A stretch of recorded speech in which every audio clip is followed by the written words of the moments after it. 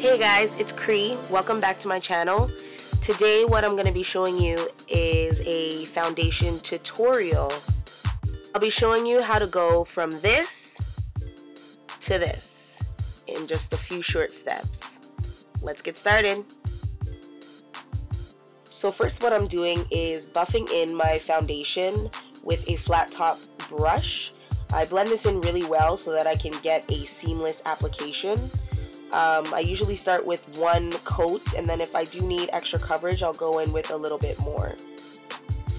After that, I'm taking my concealer, which is the MAC Select Cover Up in NW40, or I believe it's NC40.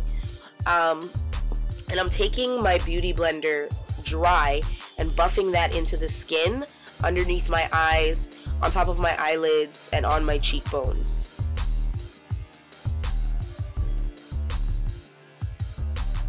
Next, I'm also taking my concealer and placing it in the areas that do need extra coverage, like the bridge of my nose. My forehead needs highlighting. Around my nose tends to get a little red, and I do have a few acne scars on my chin, so I tend to cover that up as well with the concealer. Next, I'm taking my beauty blender sponge and taking Nye's Banana Powder and placing that in the areas where I tend to highlight. So the higher planes of my face, my cheekbones, chin, bridge of my nose, and my eyelids, and the middle of my forehead. Next, I'm taking a brown powder from the Nye Pressed Powder palette, and I'm actually buffing that all over the skin where I'm actually going to place my contour.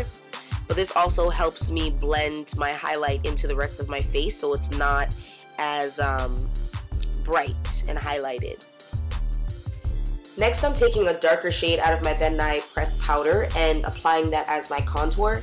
This just allows me to warm up the contours of my face, like around my forehead, the hollows of my cheeks, and my chin. It just gives me more definition and a more warm, glowy look.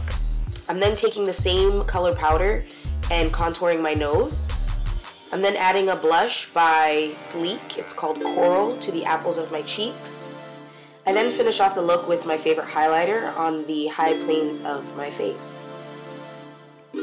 So here's the final look. I have a few images here for you. None of my images have been edited, so this proves that when you have a good foundation application and practice a good skincare regimen, then you can actually have flawless skin. If you would like, I'll definitely do a video of highlighting and contouring and going a little more in depth of flawless foundation. But until next time, later.